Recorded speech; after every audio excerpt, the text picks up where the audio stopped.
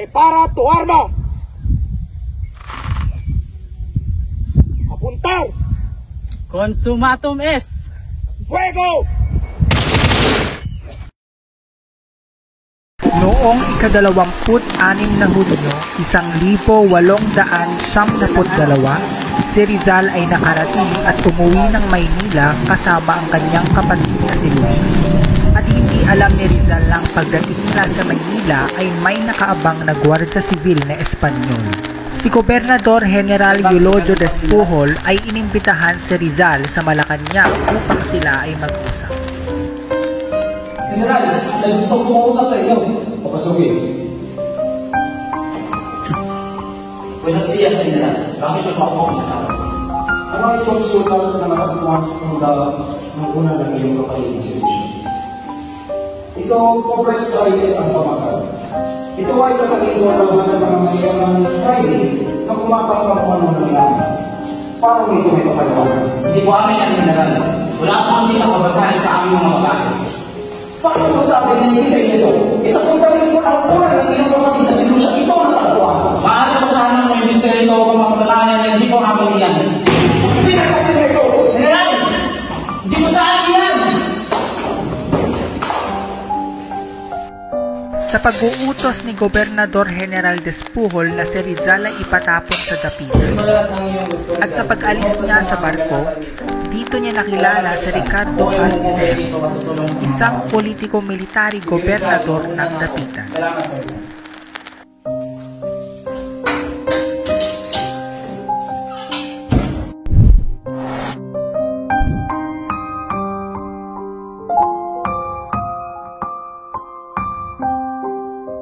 Sa Dapitan, si Rizal ay hindi namuhay doon na parang isang bilanggo, kundi siya ay namuhay doon ng mapayapa.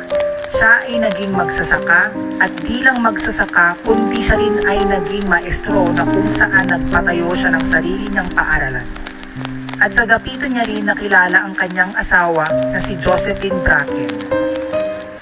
Magandang araw, Dr. Pia. Magandang araw rin, Sir Rizal. Ito nga pala si Raimundo Mata.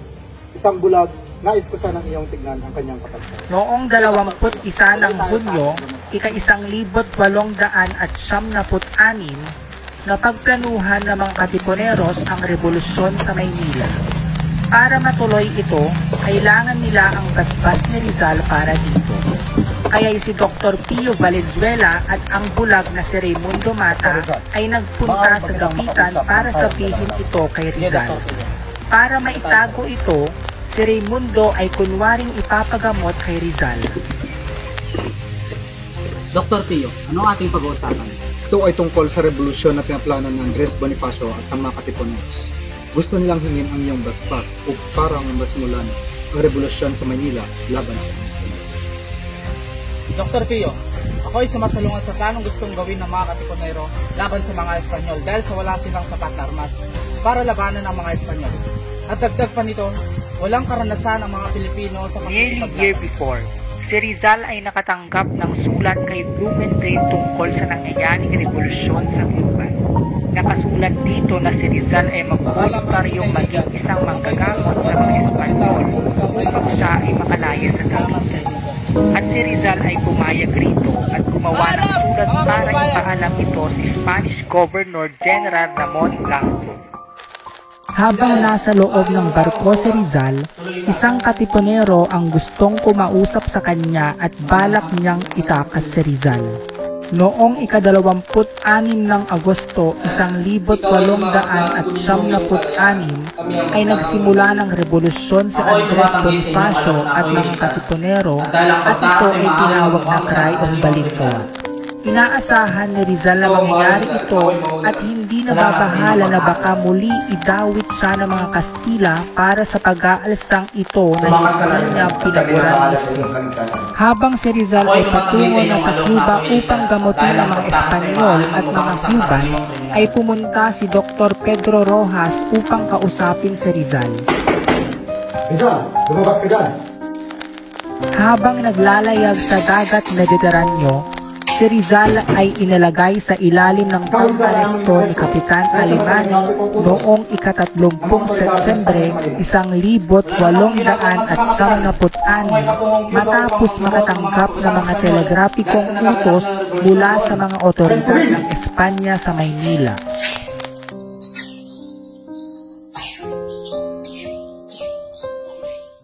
Ang taong nasasakdal ay nandito sa salang rebelyon, sadisyon at pagbabalak ng masama laban sa bansang Espanya.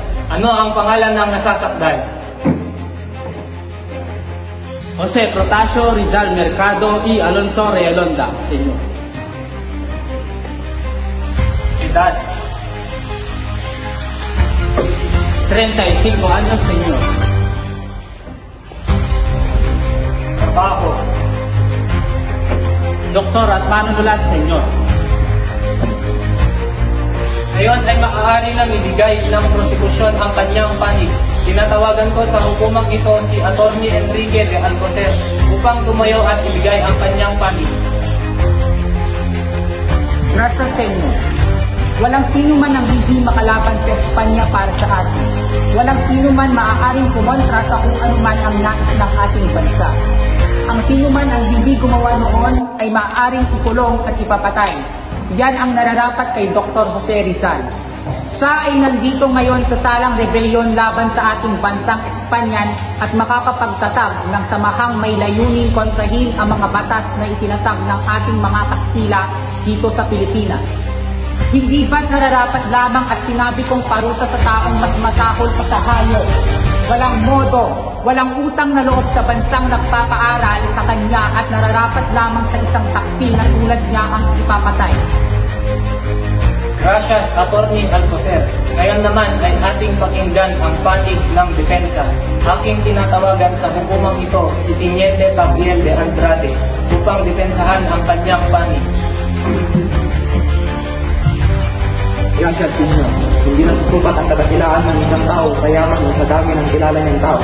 Ito ay nasusupat sa katutagan ng loob at katapangan na ngayon napapasa kamay na ni. Ngayon naman ay ating pakinggan ang panig ng nasasakdal sa hukumang ito. Hindi ako maaring magkasala ng rebelyon sapagkat ako mismo ang pumilit kay Dr. Pio Valenzuela upang huwag ipagpatuloy ang rebelyon na plano niya laban sa bansang Espanya. Magkakaroon ng isang masusing deliberasyon kung ano ang hakbang ang ating ibubong ukol sa kaso ni Dr. Jose Rizal. Maaari nang ibalik ang nasasakdal sa kanyang selda. Ipapaalam ng hukom kung ano ang magiging resulta ng deliberasyon.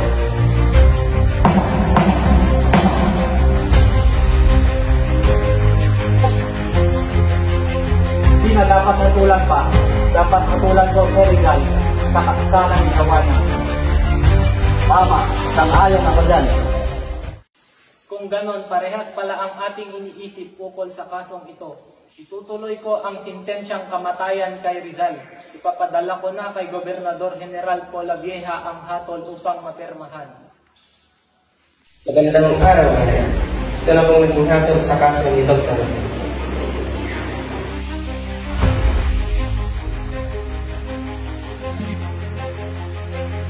Magaling, tama lang may papatayan ang gulong ng tao ngayon. Yan ang namababay sa kanya. Ngayon, ay babasahin ko sa inyo ang naging hatol ng korte. Ang nasasakdal na si Dr. Jose Rizal ay nahatulan na ang kamatayan. Ito ay pinirmahan ni Gobernador General Polavieja. Ipapatupad ito sa ika-30 ng Disyembre, 1886 na ganap na nasa islang umaga. Rizal, may bisita ka.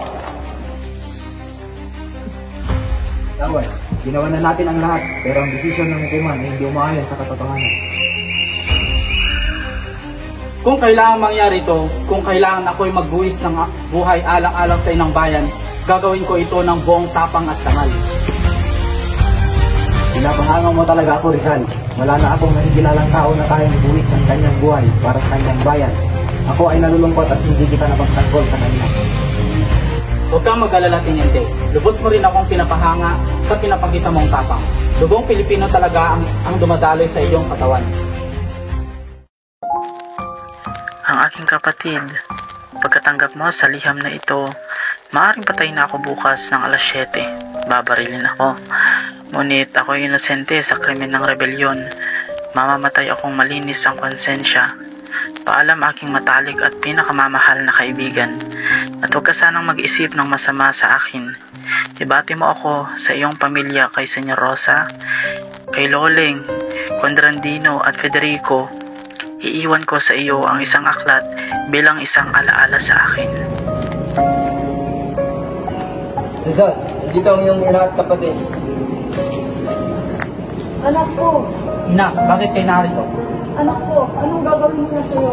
Ina, huwag kang mag-alala sa akin. Para ito sa ating bansa. Sana po patawarin ninyo ako sa aking mga kasalanan. Tama na yan, bawal ang magtagal. Trinidad! Buksan mo ito. Pagkatapos ng aking kamatayan, there's something inside. Makakaasa ka, kapatid.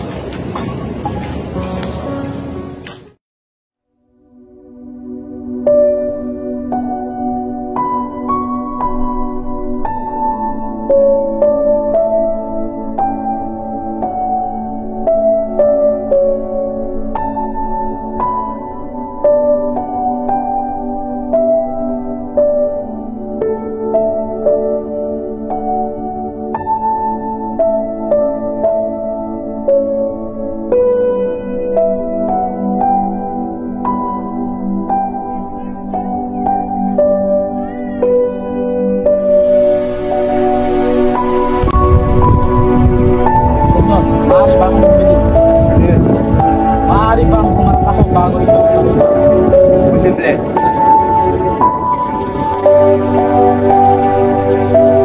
Prepara tu arma! Apuntar!